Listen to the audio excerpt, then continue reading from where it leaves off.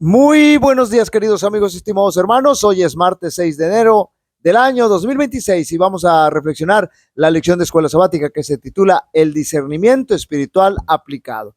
Mientras los miembros de la iglesia de Filipos estaban tremendamente preocupados por la situación de cárcel que estaba viviendo el apóstol Pablo, porque ellos comprendían que el apóstol ya no podría seguir con su trabajo misionero, no teniendo ya la libertad de desplazarse de un lugar a otro. Pensaron que su situación era tremendamente limitante.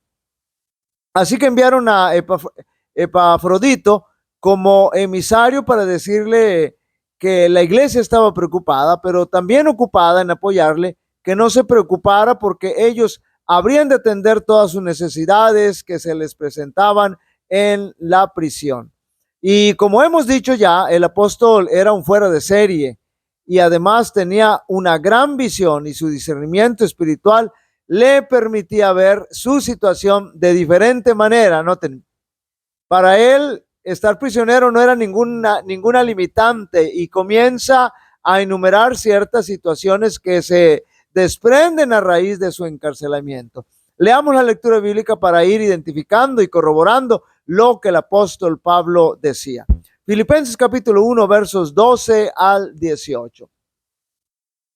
Quiero que sepáis, hermanos, que las cosas que me han sucedido han redundado, note bien, más bien para el progreso del evangelio, de tal manera que mis prisiones se han hecho patentes en Cristo. ¿Qué significa esto de que sus prisiones se han hecho patentes en Cristo? Es decir, aquí lo que el apóstol Pablo está queriendo decir es lo siguiente: aquí en la cárcel todos saben que no soy delincuente, sino que saben que estoy aquí por causa de que soy cristiano y predico el evangelio de Cristo, predico a Cristo. Entonces, el verso 13 dice: de tal manera que mis prisiones se han hecho patentes en Cristo en todo el pretorio. Pero también quiero explicar qué cosa es el pretorio.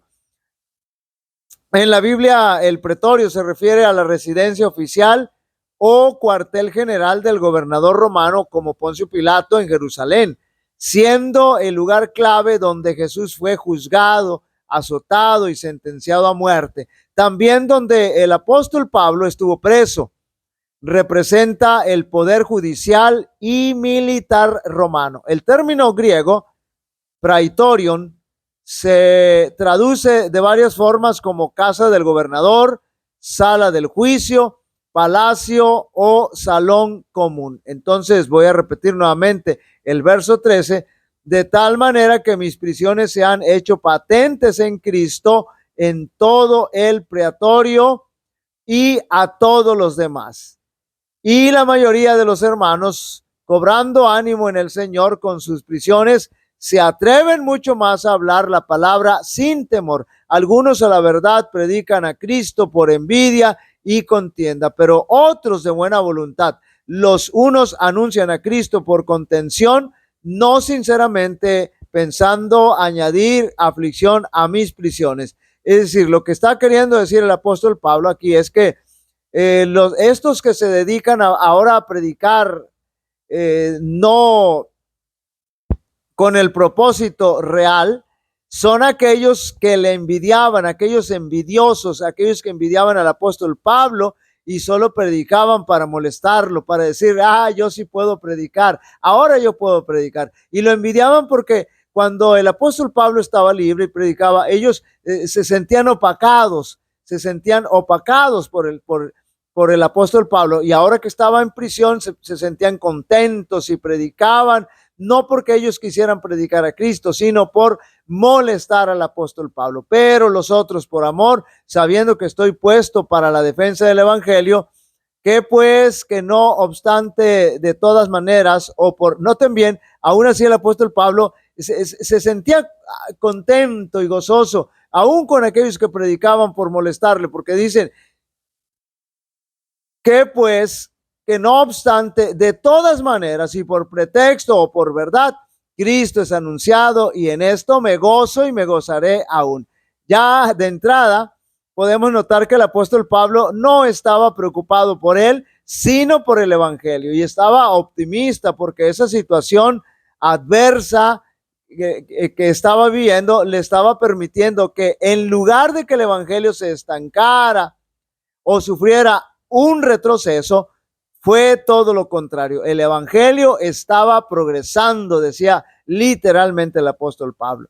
En ese lugar donde se encontraba el apóstol, solo veía una gran oportunidad para evangelizar a todos los que se encontraban en su medio. Ahí veía candidatos para el reino de los cielos. Así que el apóstol Pablo no perdía tiempo y a todos los que le rodeaban los evangelizó. Además, los verdaderos predicadores, siendo motivados por el apóstol Pablo, porque veían su valor, su fe y su entrega, comenzaron a hacer la obra que el apóstol hacía desde afuera. Es decir, cuando él estaba libre, comenzaron, ahora ellos desde ese punto comenzaron a predicar el evangelio. Así que el enemigo, en lugar de detener al apóstol y la predicación del evangelio, resultó todo lo contrario, porque la obra es de Dios y el Señor tiene más poder que el enemigo. Pero aún el apóstol se gozaba con aquellos que predicaban por envidia o por molestarle, y decía, sea la razón por la que lo hagan, de todos modos el evangelio se sigue predicando, no se ha dejado de predicar.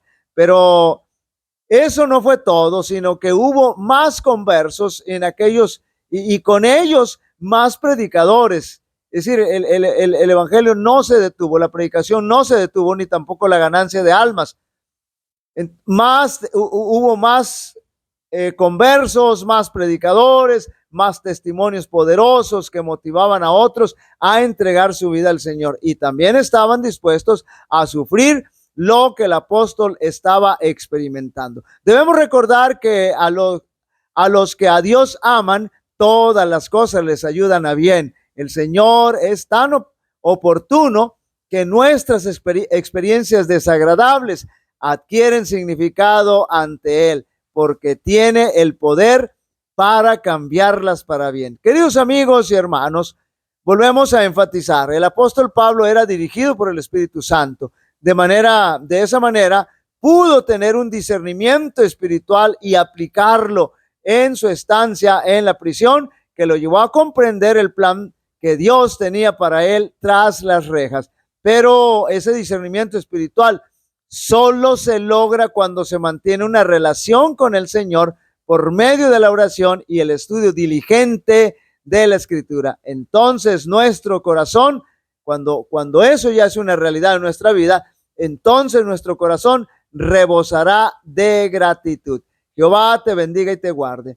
Jehová haga resplandecer su rostro sobre ti y tenga de ti misericordia. Jehová alce sobre ti su rostro y te dé paz. Y pondrán mi nombre sobre los israelitas y yo los bendeciré. Dios bendiga a cada uno de vosotros.